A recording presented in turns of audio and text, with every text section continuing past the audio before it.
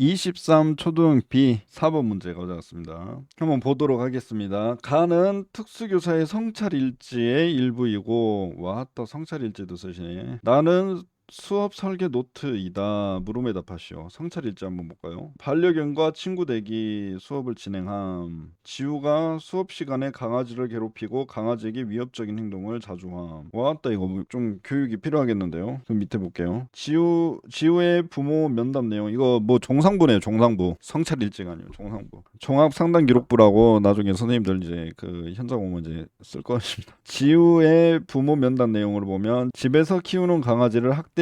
와. 그다음에 자주 주변 사람을 괴롭히고 위협하거나 협박함. 남의 자동차를 망가뜨리고 동생에게 이유 없이 몸싸움을 한다. 시비 걸고 몸싸움을 한다. 이런 행동이 1년 이상 지속되고 있다. 지금 치료를 받고 있다. 라고 되어 있습니다. 이거 뭐 정서행동장애 문제네. 1번 볼게요. 정신질환의 진단평가. DSM-5. DSM-5에 근거하여 가해 A에 해당하는 장애 진단명을 쓰시오라고 되어 있습니다. 쓰시오. 뭘까요? 품행장애죠. 품행장애. 그 근거는 자, 품행장애에 대한 그 기준 네 가지 뭐죠? 사죄사심, 사람이나 동물에 대한 공격성, 재산 파괴, 사기 및 절도, 심각한 규칙 위반. 이 내용들이 있는 거 볼까요? 강아지를 학대한답니다. 뭐야? 동물에 대한 공격성이 들어갔고, 몸싸움을 한다요. 동생하고. 사람에 대한 공격성도 보이죠? 이유 없이 자주 시비를 걸고 몸싸움을 한답니다. 이유 없이. 그다음에 싸울 수 있어. 뭐 동생하고 싸울 수 있긴 한데 이유 없이 이렇게 자주 한다는 거는 이제 문제가 되는 거죠. 그다음에 주변 사람을 괴롭히고 위협하거나 협박을 한다. 이거 계속 여기 나오네. 여기 사람에 대한 공격성. 그다음에 여기 봐봐. 자동차를 고의로 망가뜨린다. 재산 파괴. 남의 재산을 이렇게 파괴한 이런 것들이 이제 품행장애라고 할 수 있다. 그러면 품행장애의 전조라고 볼 수 있는 그 DSM-5에 나와 있는 그 장애 진단명이 하나 더 있죠. 뭐가 있나요? 적대적 반응장애.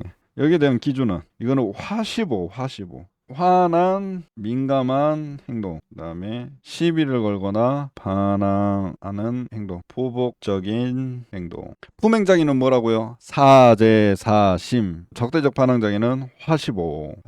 뭐 음식점 가게 이름 같네요. 화시보. 이렇게 해가지고 보면 될 것 같고요. 자, 2번 문제. 나의 기억에서 중립적으로 길러주고자 하는 실과의 핵심 역량을 쓰라고 했어요. 그리고 초등교육과정에 이제 실과에서 가져온 거거든요. 이게 역량으로 봐야 될 것 같습니다. 여기 생활자립, 실천적 문제 해결, 관계 형성. 여기는 이제 가정 영역. 그다음에 기술적 실천. 뭐라 써있어요 이거? 기술학적 지식, 기술적 문제 해결. 요거는 이제 기술 쪽 해가지고 이렇게 6가지 그 역량이 이렇게 적어져 있긴 한데 실과 역량은 이제 안 낼 것 같습니다. 이 당시의 답은 창의 인성, 그 기본교육 과정의 창의 인성, 아니면 초등교육 과정이라면 관계 형성, 기본교육 과정이라면 창의 인성. 아니 여기 기본교육 과정인데 뭐 초등교육 과정인데 이걸 적어놔줘야 되지. 초등교육 과정에서 반려견 돌보기도 있었고요. 그 당시 교육 과정에는 이걸 말을 해줘야지. 여튼 창의 인성이 더 가까울 것 같습니다. 아 이거 참말로 이거 문제 마음에 안 들어. 그다음에 사회적 상황 얘기.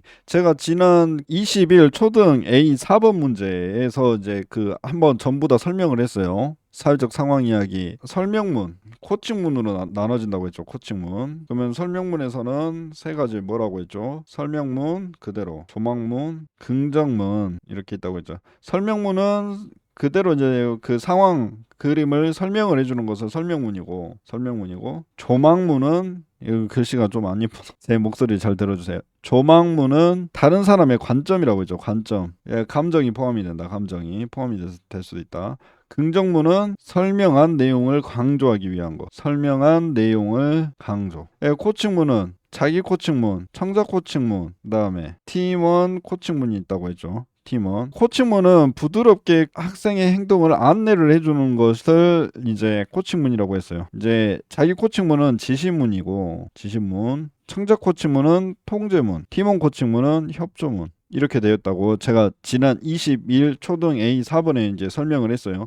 거기서 이제 다시 한번 보도록 해요. 그러면 이거 뭐냐, 상황 그대로 설명을 해줬잖아요. 그래서 이거는 설명문. 자, 여기서 중요한 거는 자폐성 장애 친구들에게만 쓰는 게 아니고 뭐야, 사회적 상황, 그러니까 상호작용에 대한 어려움이 있는 사람 전부 다 적용을 할 수 있다는 거죠. 자폐성 장애 친구들에게만 적용을 하는 게 아니고. 그 다음에 3번 문제 보도록 할게요. 나의 디귿에 해당하는 실과 교사수 모형을 쓰라고 했어요. 디귿 디귿. 가정으로 학습 장소를 확대하여 실생활에서 적용 실천할 수 있는 관찰 실습 조사 등의 활동으로 구성. 뭐예요? 실과. 겁나게 우리 초등에서 잘 나오는 거. 홈 프로젝트 학습 모형. 홈 프로젝트 학습 모형. 이제 리을에 들어갈 말을 쓰셔. 리을. 행동 계약서를 만들고 규칙을 실천할 때마다 뭐를 제공한다? 보상을 제공해줘. 보상을 제공을 하는 것을 이렇게 적으면 됩니다. 보상 또는 이제 강화물이라고 하면 되겠죠. 자, 그러면 이제 실과 학습 모형 매우 중요합니다. 실과는 대략적으로 한번 설명을 할게요. 자, 실과는 이제 문제 해결 학습 모형이 있습니다. 문제 해결. 그 다음에 프로젝트, 실습 중심 교수 학습 모형, 그 다음에 홈 프로젝트 학습 모형, 그 다음에 실천적 문제 해결, 그 다음에 기술적 문제 해결 학습 모형이 있어요.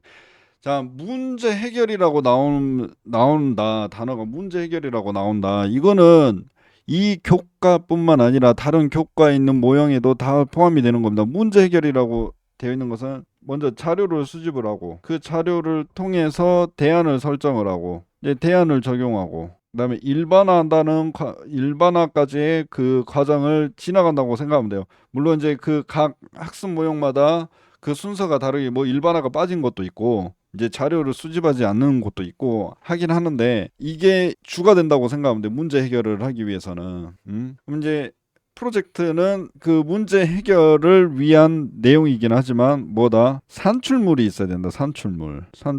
실습 중심 학습 모형은 그 실습의 목적을 알고 실습의 목적 그 다음에 재료를 어떻게 구매를 하고 어떻게 손질을 해야 되는지도 배우는 거고 그 다음에 수행을 하고 그 다음에 창의성까지 나타나는 거. 창의성. 실습 중심의 학습 모형은 홈 프로젝트 학습 모형은 프로젝트에다가 가정을 더한 거예요. 가정. 실천적 문제 해결 학습 모형은 우리 그 일상생활에서 나타나는 문제에 대한 그 문제를 해결하기 위해서 하는 거. 약간 의사결정 학습 모형하고 좀 비슷한 느낌이 있어요. 기술적 문제 해결 학습 모형은 생활 속에서 그 겪는 불편함을 해결하기 위해서 하는 것들. 이게 대부분 실과는 노작이잖아.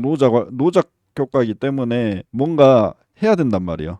문제를 인식을 하고 문제를 해결하기 위해서 자료를 수집하거나 아니면 재료를 어떻게 구매를 해야 되는지 이것을 이제 또 일반화를 거치기 위해서 가정에서 할 것인지 아니면 그냥 산출물을 낼 것인지 이런 것으로 이제 구분을 하면 된다는 것입니다. 이해를 바탕으로 모형도 이해를 바탕으로 하는 게 좋습니다. 그냥 무작정 외우는 것보다.